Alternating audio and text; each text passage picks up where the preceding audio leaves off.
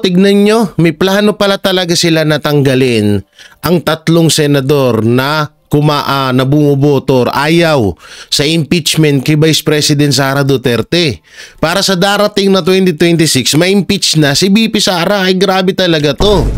Samantalang si Congressman Saldico at Martin Romualdez talagang lantaran ng korupsyon pero hindi mo pinapakailaman. Bias ka, Garcia. Nakakalungkot man to, mga kababayan. Pero wala tayong ibang dapat sisihin dito sa mangyayari kay Pangulong Duterte at sa nangyayari kay Pangulong Duterte ngayon, walang iba kundi si Marcos Jr.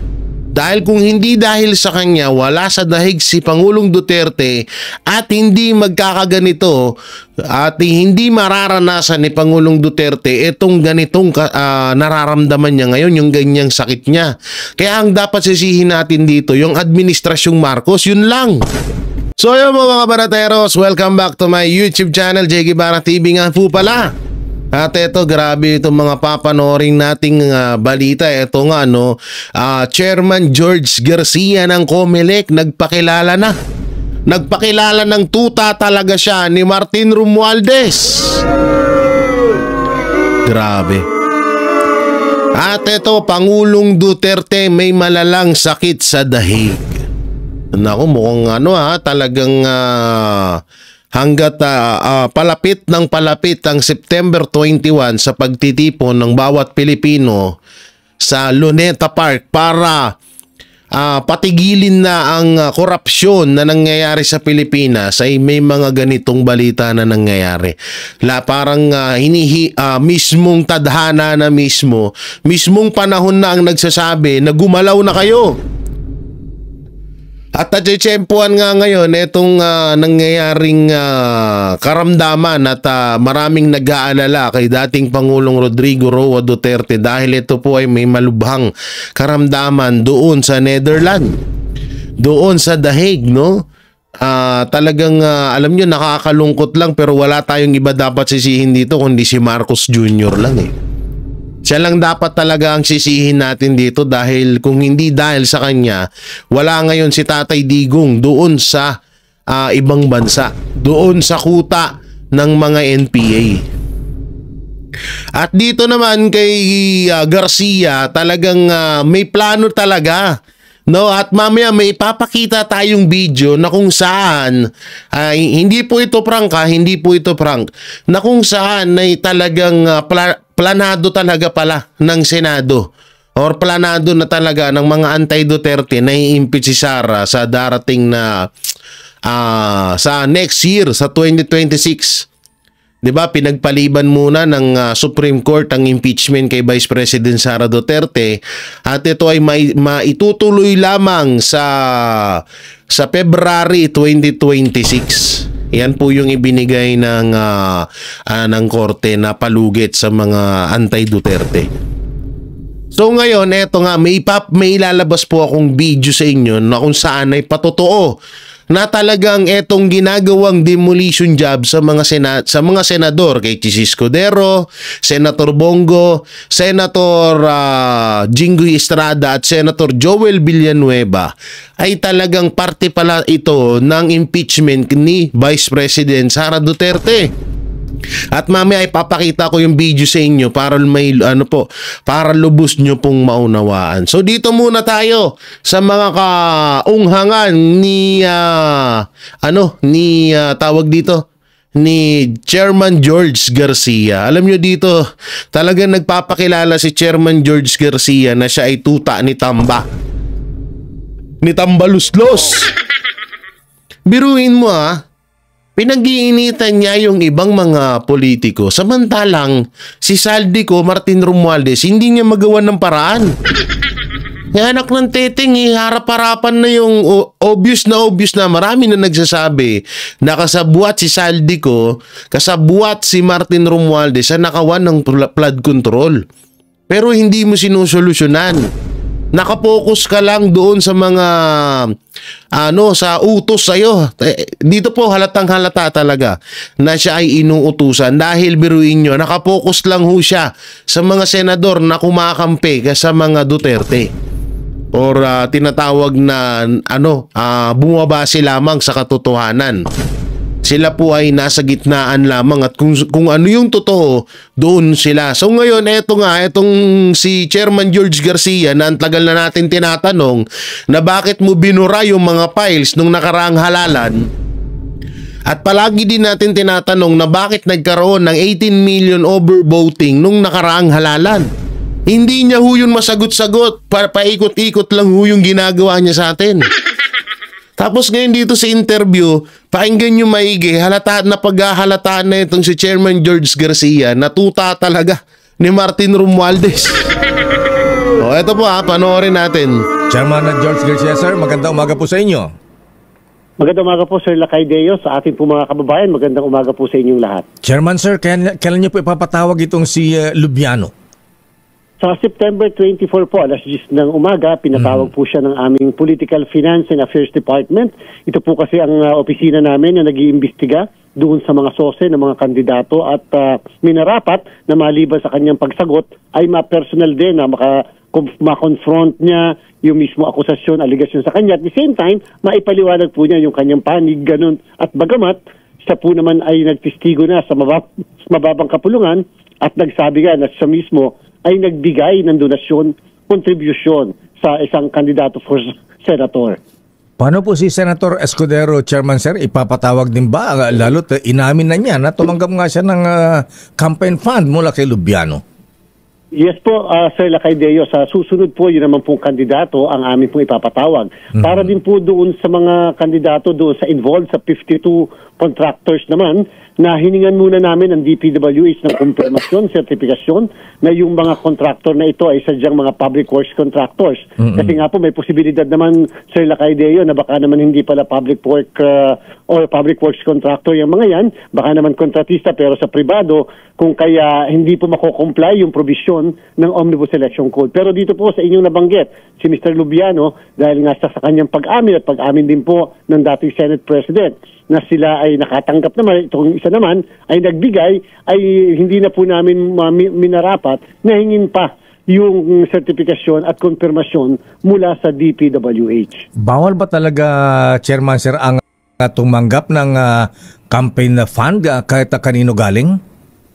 Sa ating pong Section 95 ng Omnibus Election Code, bagamat, Sir Lakay Deo, ito ay 1985 na batas, ay ipinagbabawal po ang mga contribution, donasyon mula nga sa mining companies, mula sa mga kumpanya na may mga prangkisa, mula sa pamahalaan, mula sa mga public works contractors, service contractors. Yun na nga ando na nga tayo sa punto. Hindi naman natin yun sinasalba. Yung ganung usapin na yang sila Senator Cheese, sina Villanueva, Jinggoy ay tumanggap ng pera na galing sa gobyerno or galing doon sa mga kontraktor. So hindi natin yun binabaliwala. Ang punto kasi dito, dapat lahat. So ibig sabihin, yung politiko na nagnakaw ng bilyong-bilyon sa flood control, na katulad niyan, pinangalanan na sila na si Saldico at Martin Romualdez, absuelto yun. Ganun ba? Tapos etong si Chis Escudero Villanueva, o sabihin na natin si Chis Escudero, si Chis Escudero na tumanggap ng 30 million donation mula sa kontraktor na di umano ay yung pera ay galing sa project mula sa gobyerno, ay bawal. Nasa batas. Pero yung ginawa ni Martin Romualdez na noon pa nga noon sa tutusin, dati pa yan. Diba? Dati pa yan. Sinabi na yan ni Ka Eric, ni Doc Lorraine Badoy, hanggang sa kinasuhan nga sila dyan, diba? Na nagtanong lamang sila kung nasan na yung 500 billion na budget. Kung totoo ba yun? So hindi masagot ang ginawa. Kinasuhan si Doc Lorraine Badoy at Ka Eric.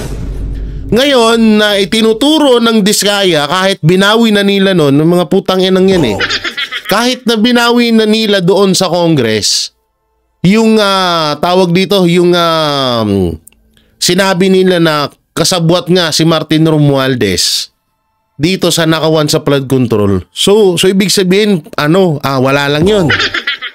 Hindi mo usigin yun, hindi mo man lang iimbestigahan yun. Di ba mas ano yon? Mas bawal sa konstitusyon. Paglabag, mas labag yon sa konstitusyon. Nangurap ka ng bilyon-bilyon pera ng taong bayan. At ito pa pinakamalala. Si Martin Romualdez at Saldico, silang dalawa lamang ang may hawak ng pondo ng Pilipinas. Ba't hindi mo ma-aksyonan? Nga yung nakakabobo dito kay Chairman George Garcia. Na ngayon, tapos baka mamaya mapanood mo tong vlog ko, magreklamo ka. Totoo naman, nakapokus ka lang kay Jinggoy, kay Villanueva, tsaka kay Escudero. Paano naman si Romualdez at si Saldico at iba pang mga congressman? Ba't ayaw mong trabahuin? Dapat pang kalahatan ka, hindi ka lang pang isahan. Kaya nga tinawag ka ng Chairman George Diba, Chairman, ikaw yung leader. Putay na kung ano yung boss mo, ganun din yung ginagawa mo, pang-isahan lang yung ginagawa mo Doon ka lang sa mga sa mga partido ng mga Duterte, pero yung mga anti-Duterte, hindi mo ina-actionan, hindi mo tawag dito, iniimbestigahan yung mga ganyan nila. Malay natin, halimbawa,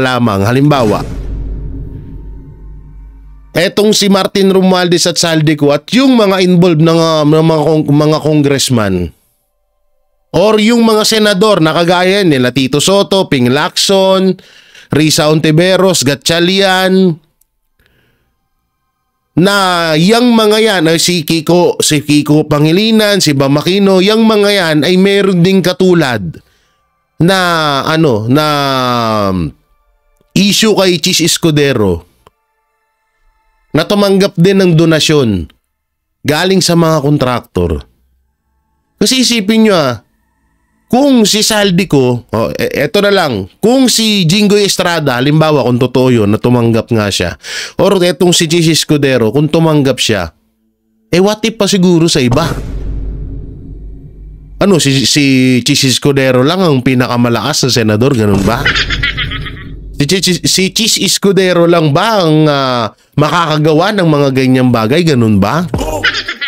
Ayan yung tinatawag natin na wala na sa ayos kasi. No? Sumasabit pa yung bangko ko.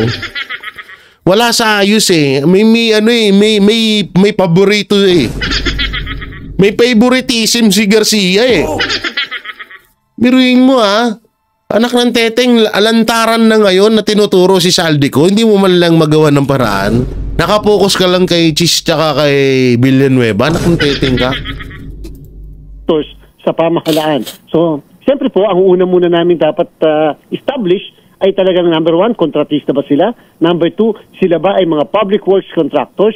At number 3, sila ba ay sadyang nagbigay doon sa mga kandidato, partido politikal at party list. Sa kahuli-hulihang paragraph naman po ng Section 95, Sir Lakay, ay may nakalagay na yung mismong nag-solicit o yung tumanggap ay liable naman din sa nakatulad ng kung ano yung liability nung mismong nagbigay ng mga contractors. So pati mga malalaking negosyante, Chairman Sir, na siyempre may mga negosyo din sila sa gobyerno, ayan, may mga deal sa gobyerno, ay bawal din po mag-donate sa mga kandidato. Sapagkat ang purpose po talaga ng ating batas na yan ay upang mapigilan yung influence peddling, yung bang kaya pala nakakakuha ng mga kontrata sa pamahalaan dahil nagbigay, nag-donate. Kung kaya itong... Iyon na nga ano ba yung sinabi ni Diskaya? Di ba ganun din?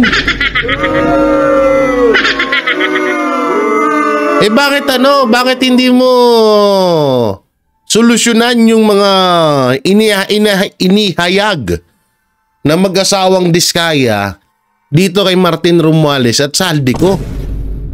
Yun naman pala, galing mismo sa bibig mo na bawal pala yun.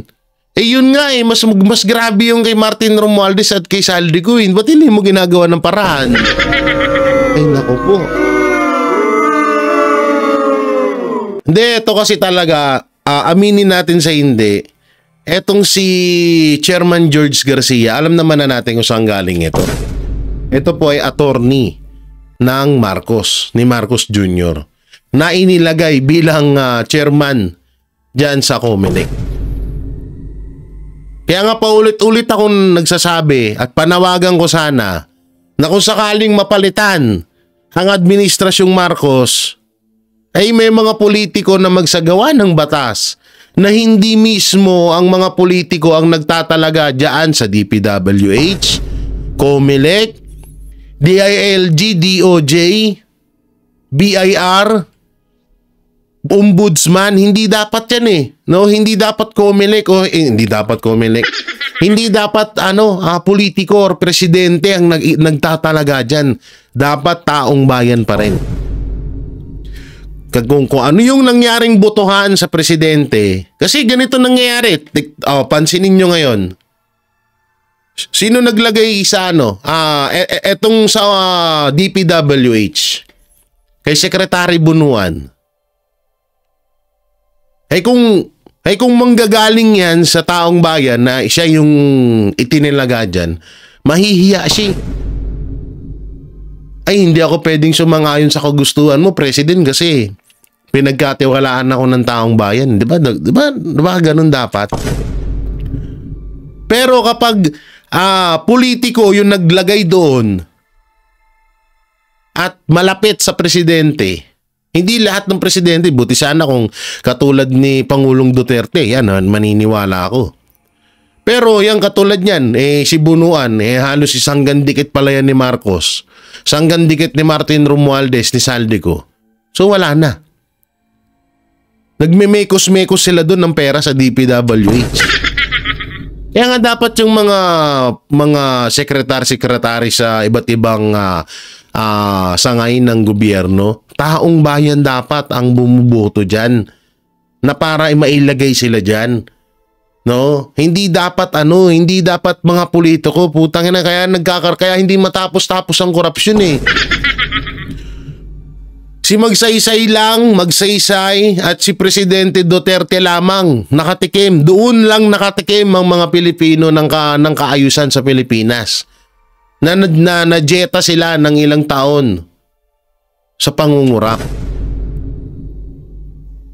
O tingnan nyo si Magsaysay. Bakit pinatay? Ako naniniwala ako pinatay si Magsaysay.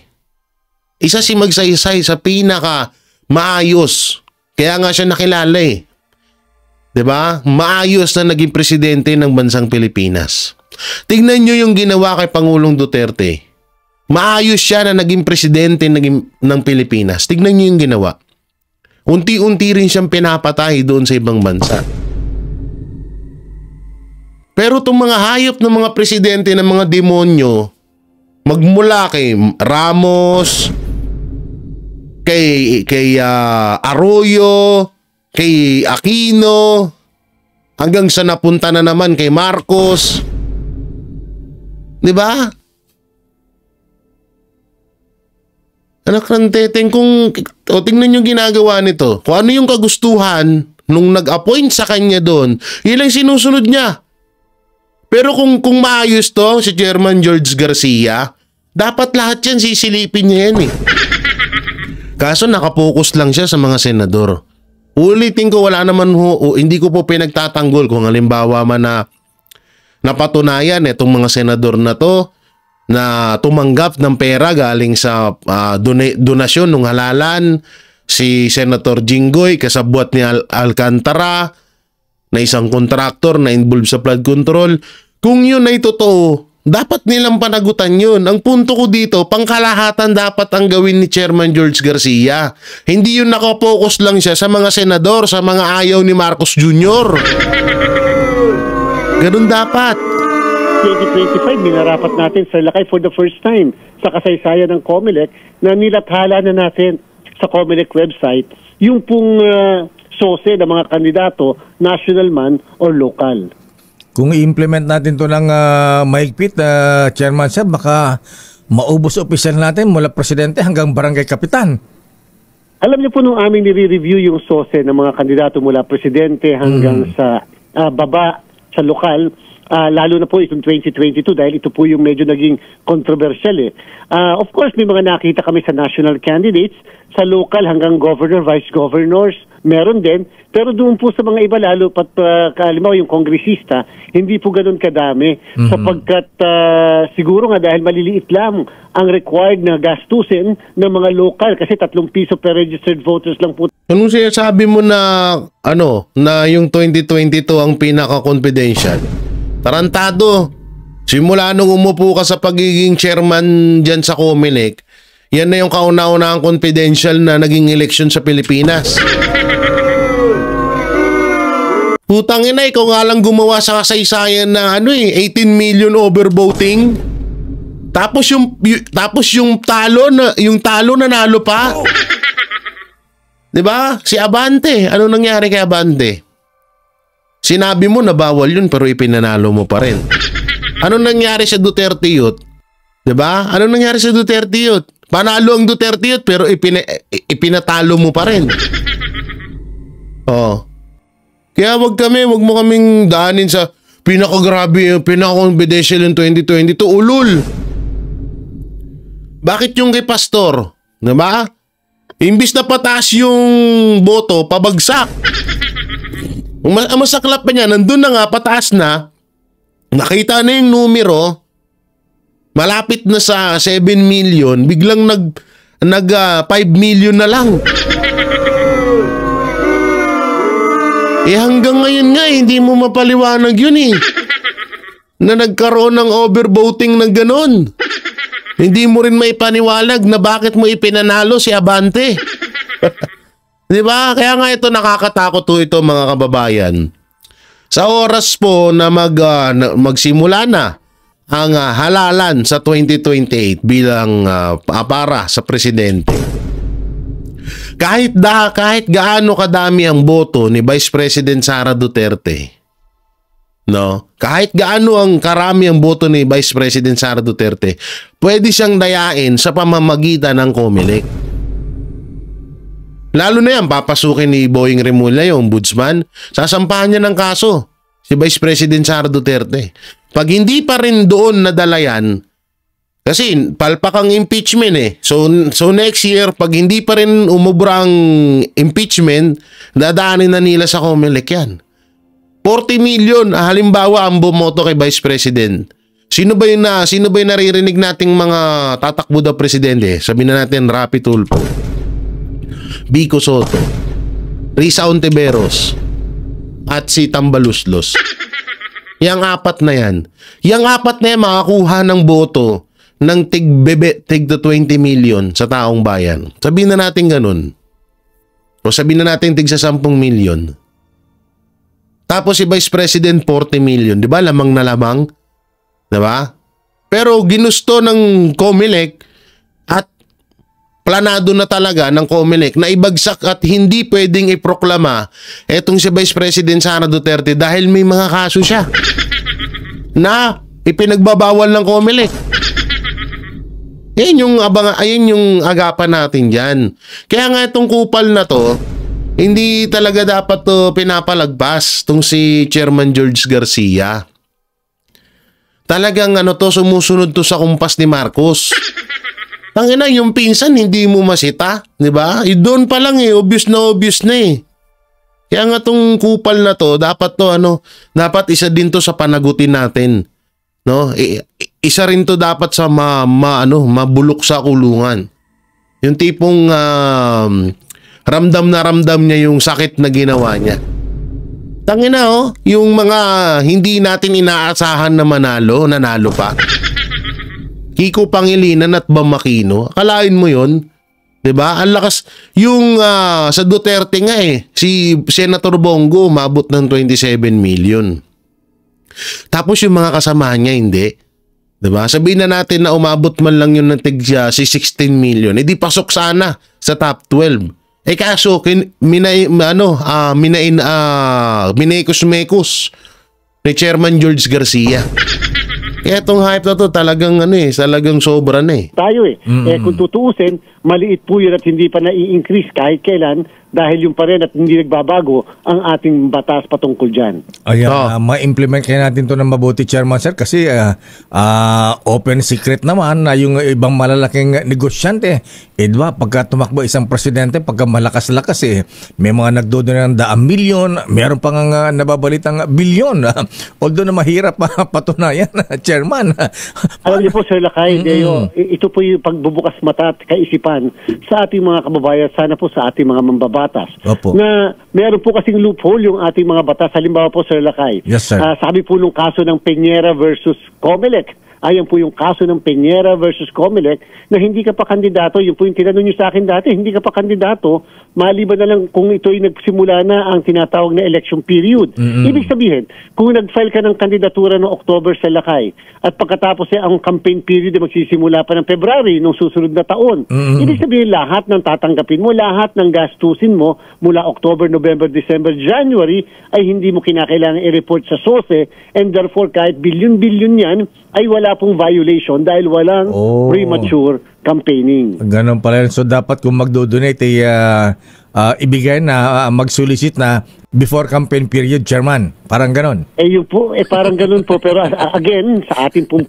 pagtingin, maaaring legal. Pero siyempre sa mata ng ibang mga kababayan natin, parang may mali din naman doon na oo nga, ay naalaw nga yan, sa technicality, hindi ka makakasuhan. Pero parang ang sama naman nag-file na ng candidacy. Pagkatapos hindi pa pala kandidato and therefore makakaligtas. So yan po sana ang ating ipursige na madami pong butas yung batas natin, lalo pat may mga magagaling na abogado, kaya makita yan, para naman sa mga susunod na... Utangin na mo kung nga mag-abogado ka rin, hindi mo makita yung pagkakamali ni Martin Romualdez at Saldico. Ulul. Tarantado. So eto, panoorin natin tong interview naman kay attorney, alam ko na high blood kayo doon kay Garcia So dito tayo kay attorney Vic Rodriguez, no, na kung saan ay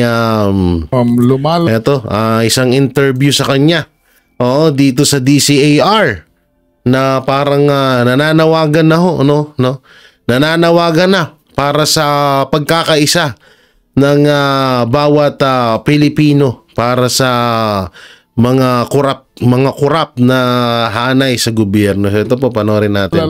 At talaga namang hindi maipagkakaila na sobrang tindi na ng nakawang nagaganap sa kabanang bayan dito sa ating bansa.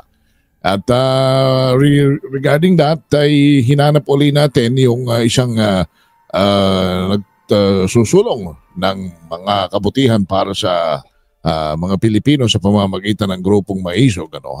Sa katauhan po yan ni former Executive Secretary si Attorney Vic Rodriguez na nasa ating linya ngayon. Attorney Vic, magandang hapon po sa pag-iisipan ko Hapon po, joining us via Zoom. Yes, Ayun. Vic? Ano ba't biglang sumulpot doon si Ping Lacson? Magandang hapon, Miss O. Karen, at magandang hapon, Ginoong Henry Uri, at magandang hapon po sa lahat ng Pilipino at magandang araw sa lahat ng Pilipino saan man pumpanig ng mundo.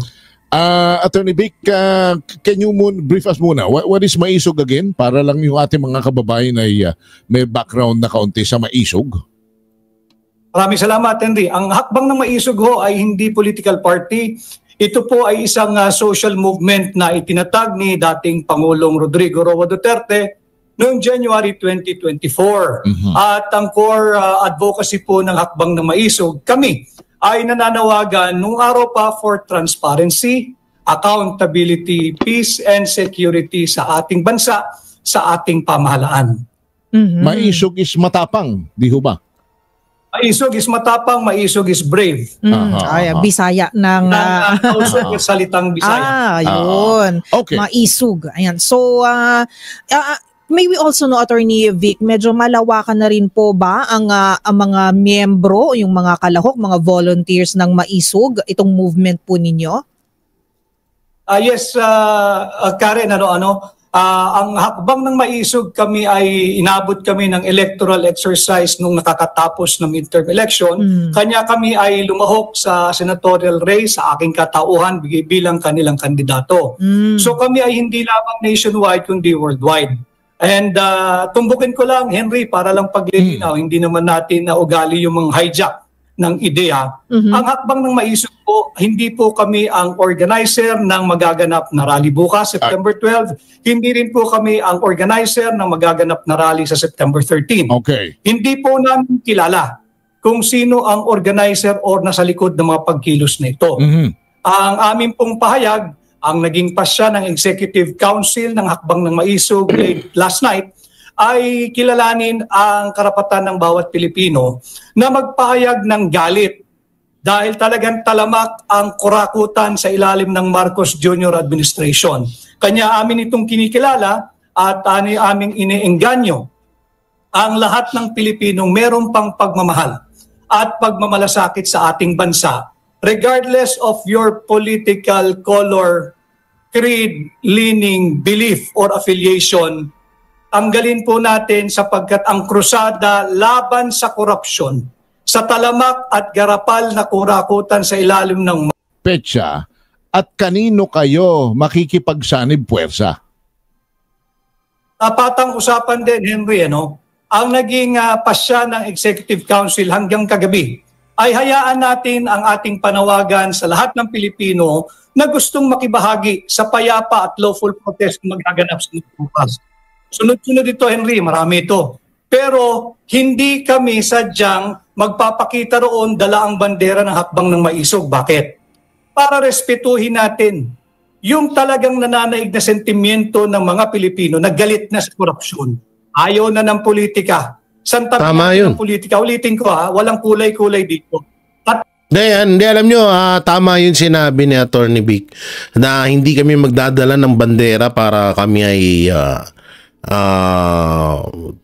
matatawag na solid supporters ni Pangulong Duterte or kami ay maisog, ganun, diba? Para sa maisog. Alam nyo, maganda nga yung ganun na talagang kahit ikaw ay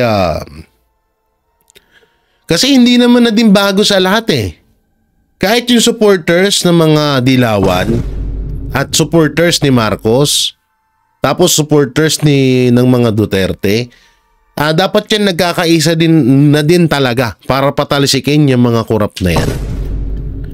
Hindi naman na siguro kayong mga tanga para hindi nyo mahalata. 'Di ba?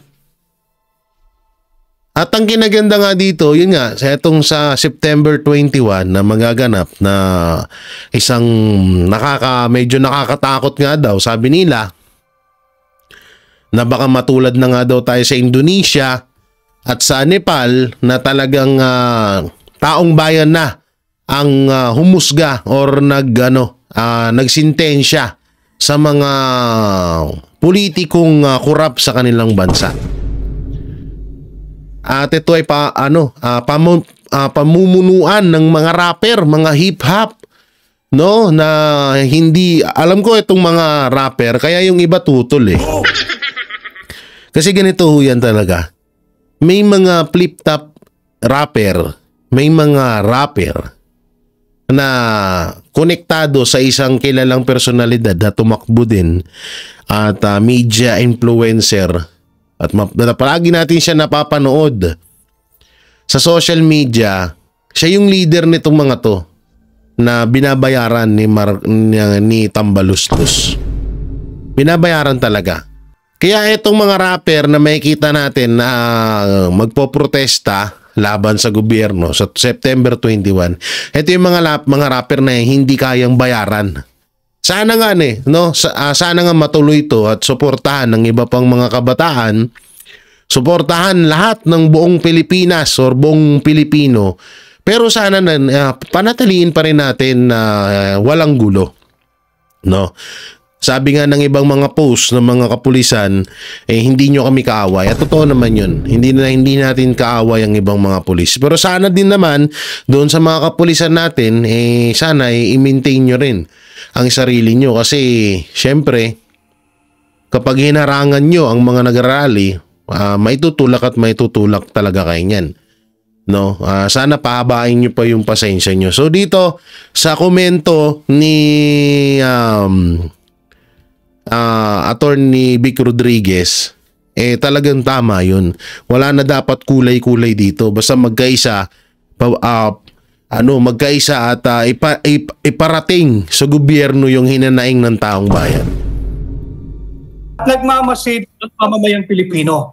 Kung sinong politiko or political group ang magsasamantala at gagawing kanilang platform ang mga magaganap na political rally sa mga darating na araw. Because, Henry at Karen, itong korupsyon, hindi lang ito political issue ha. Ito yung social, economic, even moral issue na ito. Kanya ito wala nang kinikilala ito. Sama-sama tayo rito. Kasama ka Henry, kasama ka rin, kasama ako, kasama tayo. So, Attorney Vic Rodriguez, sir, nabanggit po kanina sa mga interviews na si NCR PO ay on heightened alert. Marami pong mga inaasahan din po sila ng mga pagprotesta, mga kilos protesta. So, with this in mind, how will you also ensure na magiging well-organized? Nabanggit nyo nga po, peaceful, tahimik po, lawful. Yan po yung mga nabanggit nyo rin po. Bago sagutin to ni Attorney Vic, may nakalimutan ako sabihin. Yan, sa mga... Kasi nung nakaraan ng mga maisog kasi, ng mga rally, ng mga Duterte supporters, may mga nansamantala. May mga vlogger, may mga di umano ay leader-leaderan ng mga rally at nangihingi sila sa mga OFW para... Alam mo na yun, nangingi sila ng donasyon para siguro sa pangkain-kain, pang tubig, at iba pa. Okay sana yun eh. No? Okay sana kung napupunta talaga sa lahat ng pagkain ng mga nagrarally, tubig, ganito, ganyan.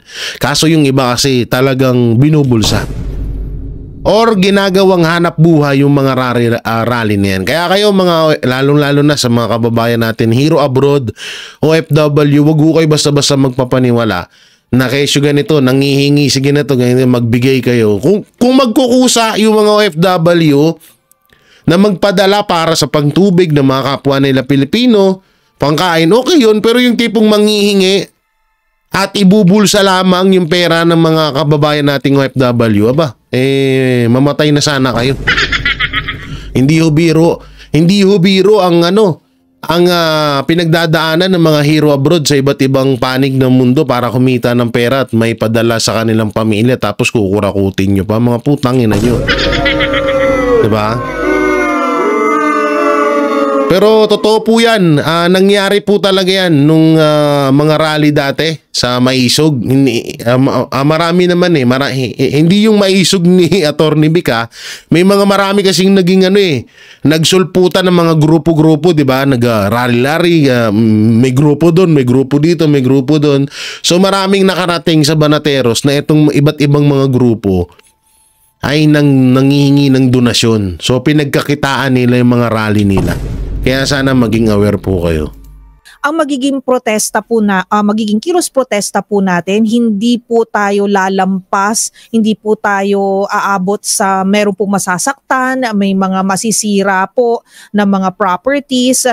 Kasi alam naman po natin, social media, nakikita natin, monitor natin, marami pong mga kilos protesta sa iba't ibang parte na po ng mundo due to corruption and due to, civil unrest na rin po dahil sa pagpapatakbo po ng kanilang mga gobyerno at yung kanila pong mga issues, internal issues. So nakikita po yan ng mga kabataan, nakikita po yan ng mga kababayan po natin. How do we ensure naman dito po sa atin, lalo na po yung inyong mga kasamaan sa Maisog po, ay they will follow the rules and they will also respect the law when it comes to ito nga po, mga kilos protesta, attorney? Ang hakbang ng Maisog, we have always been an advocate for respect for the rule of law. Ang aming panawagan palagi ay respetuhin, protektahan at kilalanin ang ating saligang batas. So wala kayong magiging problema sa mga kabahagi ng hakbang ng Maisog. In fact, let me just take this opportunity since nabanggit mo ang ating pambansang kapulisan. Ako po ay nangungusap at nakikiusap sa ating mga kasundaluhan, yung mga miyembro ng Armed Forces of the Philippines. Ganon din po ang mga miyembro ng PNP.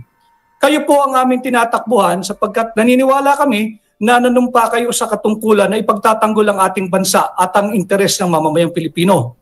Huwag po sana ninyong hahayaan na magamit kayo at pigilan ang anumang lawful at peaceful na kilos protestang mga magaganap. Hayaan po niyong magpahayag ang mamamayang Pilipino ng kanilang karapatan na meron pong garansya, nakaukit at nakasulat sa ating saligang batas. Huwag po kayong magpapagamit at sana let us respect the rule of law, let us respect yung mga Bill of Rights ng bawat Pilipino. Kayo po ay nanumpa na paglilingkuran ninyo, hindi po ang mga tiwaling politiko, kundi ang mamamayang Pilipino. So yun, no? Kaya yan ayan ang napakagandang mensahe ni Attorney Vic sa mga magrarally. So dito muna tayo mga kababayan sa isang balita na itong ang si Pangulong Duterte ay may malalang sakito sa dahig. So basahin natin yung comment. Wait lang, naglag lang tayo ng konti, naglalag na yung ating laptop, kailangan ng palitan. Duterte di na raw makalala kaya pinapatigil na ang paglilitis sa ICC. So panoorin ho natin. Tutol ang prosekusyon sa hiling ng kampo ni dating Pangulong Rodrigo Duterte na pagpaliban ng paglilitis sa ICC. Ang dinadahilan naman ng depensa, hindi na makaalala ang dating Pangulo. Live mula sa Mandaluyong City, nangunguna sa balita si News 5 Justice Correspondent Camille Samonte. Camille, ano bang sinasabi nilang sakit ng dating Pangulo? Jiggy, meron umanong cognitive impairment si dating Pangulong Rodrigo Duterte kaya ito hiniling ng kanyang defense team. Sa isang petisyon na isinumite ng kanyang lead counsel na si Attorney Nicholas Kaufman, iginiit nila na hindi na masyadong makaalala si Duterte ng mga pangyayari, lugar at maging ng miyembro ng kanyang pamilya. Hindi na rin daw niya maproseso o maunawaan ang dahilan ng kanyang pagkakakulong. Dahil dito, wala na raw maitulong si Duterte sa kanyang defense team. Ito raw ang dahilan kaya hindi na kayang lumahok ni Duterte sa mga paglilitis. Diggy? Sabi ng defense, cognitive impairment. At ito rin ba yung sinasabi ng mga anak ng dating Pangulo o may iba pa?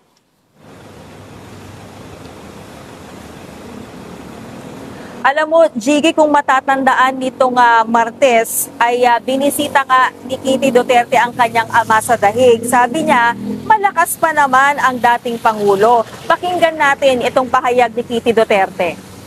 He's 80, ma'am. Of course, pag 80 ka, you have like ailments, a lot of ailments, no? Sakit yung likod, may diabetes. So, I think it's yung mga normal ailments for an 80-year-old, hindi naman yung something that we have to really worry about. Yes. But for an 80-year-old, he is pretty strong. Ilan ng reaksyon ng kampo ng mga biktima ng war on drugs?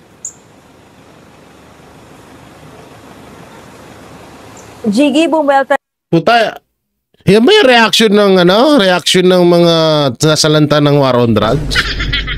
Asawa niya lahat yung namatay. Anak niya lahat yung namatay. Okay. So, tingnan niyo yung katangahan ng mainstream media. Malamang, ano sasabihin nito? Again, sa Duterte. Bakit? Again, simulat sa poll, again sa Duterte yan eh. Sasabihin niya, puro bantayan sa mga biktima, mga testigo laban sa war on drug. Tsaka talaga, dapat na talagang itigil yan. Putang inang yan. Wala nang wala nang nangyayari dyan. Unang-una, yung mga addict, mga pusher, drug lord na namatay dyan sa war on drug ni Pangulong Duterte, marami din niyang sinirang buhay, marami silang pinatay. Ba't ayaw na lang ang imbestigahan nyo? O baka naman kaya dumami ang war on drug, mga victim sa war on drug baka pati yung pinatay ng addict, inilalagay nyo dyan sa war on drug. Tsaka ito ulitin ko, kung may mangyaring masama kay Pangulong Duterte, walang ibang sisisihin dito kundi si Marcos Jr. Siya lang ang sisisihin dito kapag sa oras na may mangyari kay Pangulong Duterte, kay dating Pangulong Duterte. Eto, i-interviewin nyo. Pakinggan natin sasabihin ng putang inang to. Dyan si ICC Assistant to Counsel Attorney Cristina Conti, sabi niya posibleng ginagawa lang dahilan ito ni Duterte diba? para hindi matuloy ang paglilitis at confirmation of charges hearing na nauna ngang nakaschedule noong sa September 23. Tututulan daw. Sinasabihan nila, acting lang daw. Putang ina ka, pag ikaw naging aabangan kita sa pagiging 80 years old mo, sakto bata pa ako eh. Maaabutan kita sa 80 years old mo. Kapag ikaw may pagkamali-mali na din sa pagiging matanda mo, itapong kita sa building ha. Na mga biktima ng war on drugs ang petisyon ng defense team. Uma-acting lang daw eh, nagago ang puta. Ni Attorney Conti. Ano sabi? Tingin namin putang ina, nguso pa lang, ugis pek-pek na. exaggerated. Wala bang JC ang pamilya at ang legal team? Bakit hindi sila magkakatugma ng sinasabi? Kaya lalo kaming nalilito kung sino ba ang paniniwalaan. Putana, bakit? Kailan ba kayo may pinaniwalaan? Sarili nyo lang naman pinapaniwalaan nyo eh. Mental state, maaari itong masolusyonan. Ba? Kaya, tingin namin malabo ang archiving or indefinite postponement ng kasong ito. Ay, ang galing. Fuck you. Gaano kalaki yung chance na hindi matuloy ang paglilitis kay dating Pangulong Duterte dahil sa kanyang kondisyon?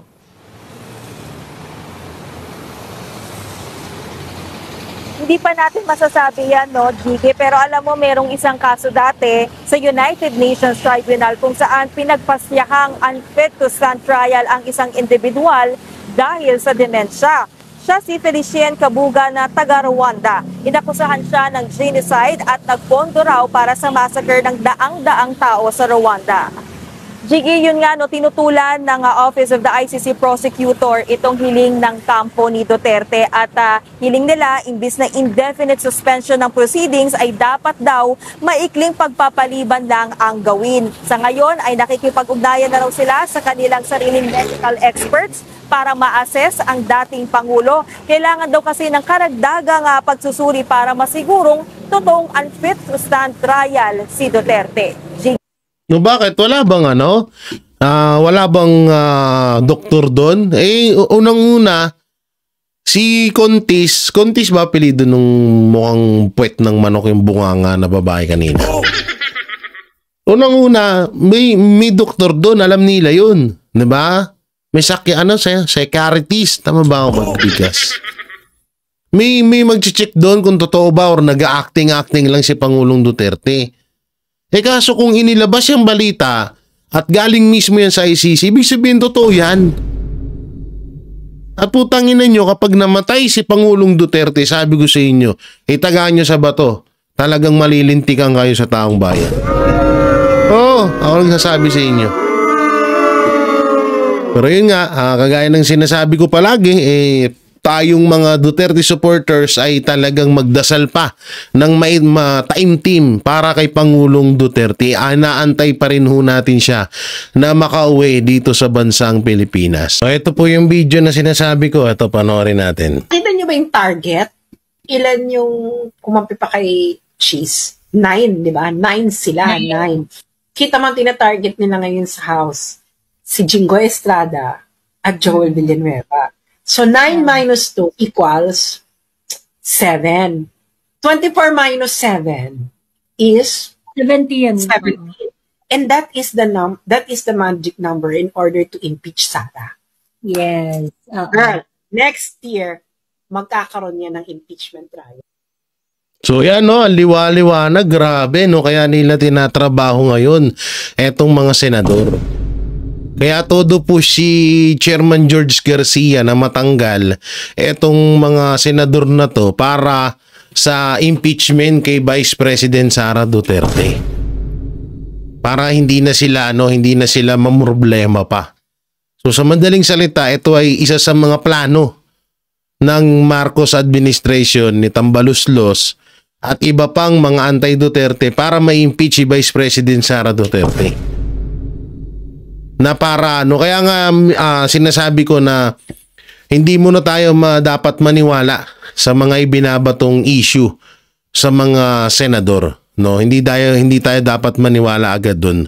Dahil ito ay isa pa ring parte ng plano ng administrasyon para ma-impeach si Vice President Sara Duterte. Ito, napakaliwanag ng bidyong ito.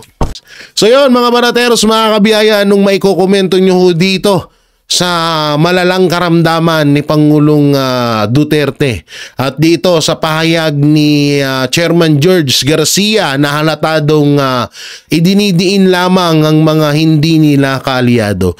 Pero si Martin Romualdez at Saldico hindi niya man lang magawan ng paraan para mapatalsik sa gobyerno. So anong may kukomento nyo?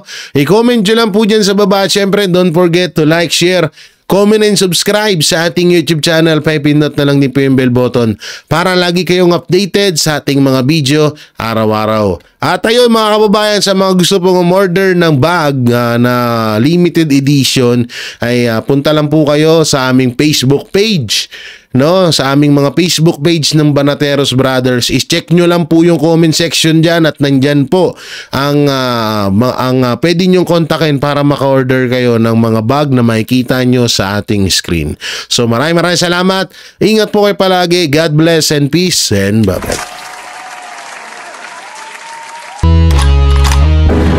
Yan ang Banateros, walang inuurungan. Pag tama palakpakan, pag mali ay babanatan.